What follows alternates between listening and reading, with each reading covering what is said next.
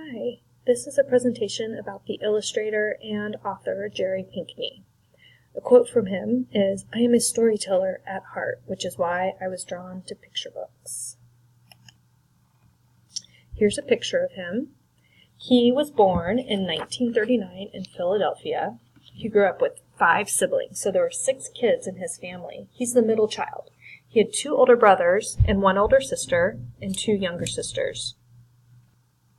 He grew up without a television and was encouraged to draw to keep busy. His parents always had art supplies around for the kids. There were no other artists in his family as a child, but 2 of his sons grew up to become famous artists. One is a children's book illustrator. His name's Brian Pinkney, and he's best known for the book Duke Ellington. The other of his sons is a photographer.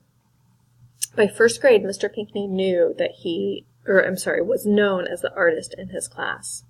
However, he realized that something was different about him when it came to reading.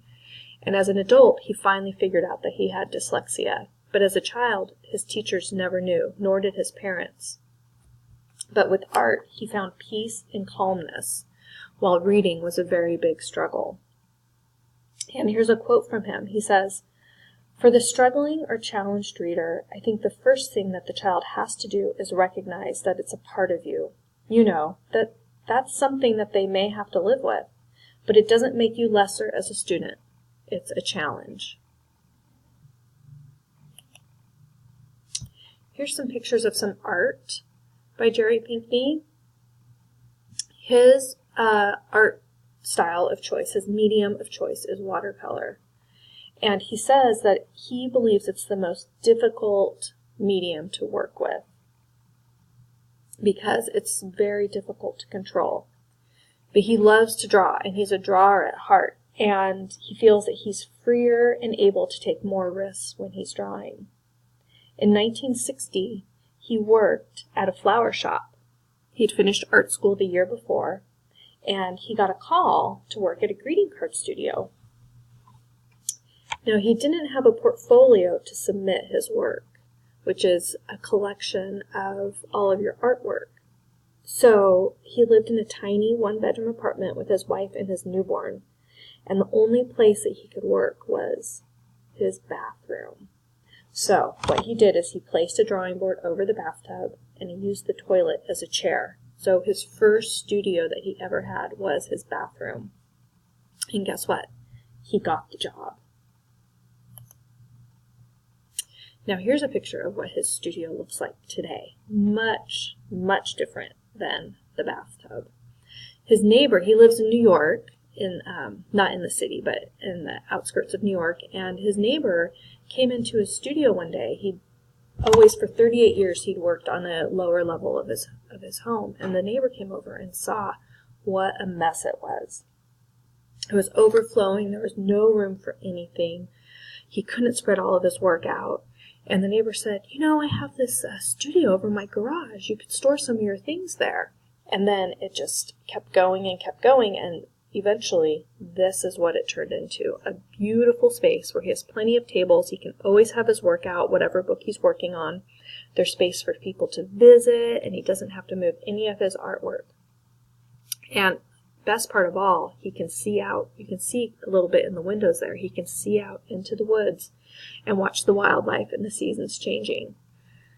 And even better, it's only 125 steps from his house.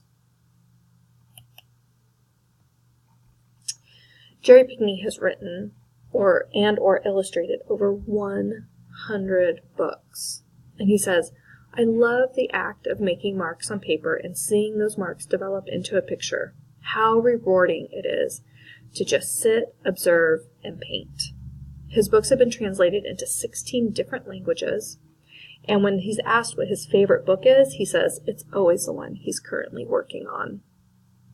The very first book he illustrated was in 1964, and that was The Adventures of Spider, West African Folk Tales. His most well-known book and awarded book is The Lion and the Mouse, which was written and illustrated in 2009. It was awarded in 2010. We'll talk a little bit more about The Lion and the Mouse in a minute. One of his most recent books is Three Billy Goats Gruff from 2017.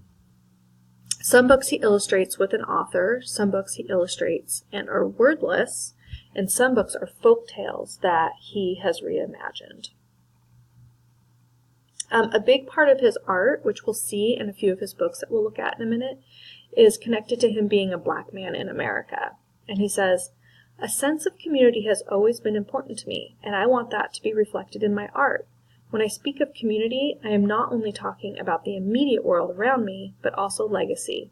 I am always searching for projects that connect with my culture and the experience of being black in America." Now here's a slide with a bunch of awards that he's won. So in 2016, he was awarded the Children's Literature Legacy Award. So that was to show that he has played a big part in the children's book world in his life. That same year, he was awarded the Coretta Scott King Virginia Hamilton Award for Lifetime Achievement. In 2010, he was awarded the Caldecott Award for The Lion and the Mouse. And then you can see here we have 5 different years when he was awarded the Coretta Scott King Illustrator Award for various books. In 2002, it was Goin' Someplace Special. In 1997, it was Minty, A Story of Young Harriet Tubman. In 1989, it was for Mirandy and Brother Wind. In 1987, for Half a Moon and One Hole. And in 1986, it was for Patchwork Quilt. Now, Jerry Pinkney doesn't just illustrate books. He does a lot of other things, too. He's created stamps for the Postal Service, which we can see an example of there. He's created art for the National Park System, and he's created art for the National Geographic magazine. In 2001, he was asked by First Lady Laura Bush to illustrate and design the White House Christmas program. Here's the first book we're going to look at by him. It's called The Lion and the Mouse. It was written in 2009, and it's a retelling of the Aesop fable, The Lion and the Mouse. When he was creating this book, Mr. Pinkney would stand in front of a mirror and act out the expressions that he thought the animals maybe would make. And it's the story of a strong, fierce lion trapped by hunters. Can the little mouse save him? We'll have to read it to find out. This book won the Caldecott Award in 2010, and it's a wordless picture book, including the cover. There are no words on the cover of the book. And Mr. Pinkney, while he was doing this book, he said, "You almost have to inhabit the animal as the artist," which I think is why he would stand in front of the mirror and act out the expressions. And then a little review for the book, little quote to get us interested is, "A mouse, narrowly escaping an owl at dawn, skitters up what proves to be a male lion's tail and back. Lion releases mouse in a moment of bemused gentility." Here's another book by him. It's called Goin' Someplace Special. He illustrated it, but it was written by Pat McKissick. It was written in 2001, and it won the Coretta Scott King Illustrator Award in 2002. It takes place in the South in the 1950s. And a little quote from Hornbook magazine says, "Young Trisha Ann is off to someplace special and about to burst with excitement because her grandmother is letting her go there alone for the first time." Well, as Trisha Ann travels to this place, she faces a lot of racism. This takes place in the 1950s in the segregated South, where black people and white people weren't allowed to go and do the same things. So on her travels to this special place, she has to sit in the back of the bus. She's not allowed to sit and wait in a hotel lobby for a friend. And she's not allowed to visit a park to see what was called the Peace Fountain her grandfather had built. He was a Mason. She's not allowed to go there. Now, will Trisha Ann make it to where she's trying to get to? Where is she trying to go? We'll have to read the book to find out. The third book that we're going to look at that was illustrated by Jerry Pinkney is called John Henry. It was written by a man named Julius Lester, and the two of them actually did quite a few books together.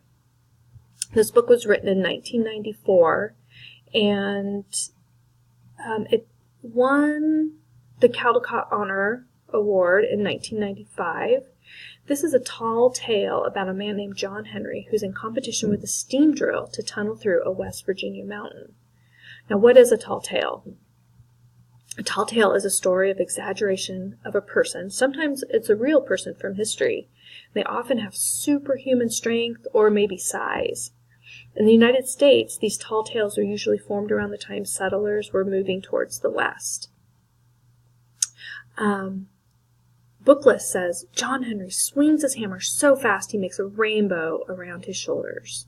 Will John Henry get there first? Will he beat the steam drill? We'll have to read it to find out. Our next book is called Mirandy and Brother Wind. This is also written by Patricia McKissick and illustrated by Jerry Pinkney. It was written in 1988, and it won both the Coretta Scott King Illustrator Award and the Caldecott Honor Award. This book is about a girl named Mirandy, and she wants to win first prize in a cakewalk, but she needs a partner. So a little quote from the book says, Mirandy is determined to capture the best partner for the junior cakewalk Julie. And who is the best partner? The wind, of course. Will she win first place? And I'm curious, how does she partner with the wind? This sounds like a very interesting book.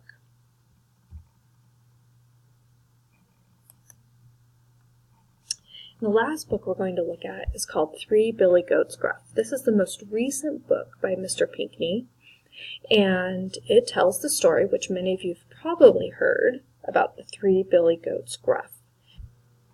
This book was written in 2016, and it's a favorite book that Mr. Pinkney had been wanting to retell for many, many years. In the book, Mr. Pinkney wants the troll to learn his lesson about bullying. So we have three billy goats that must outwit the big, ugly troll that lives under the bridge they have to cross on their way up the mountain. There's a twist that happens in this book, but we have to read it to find out. Will the goats forgive the troll? Will the goats make it to the mountain?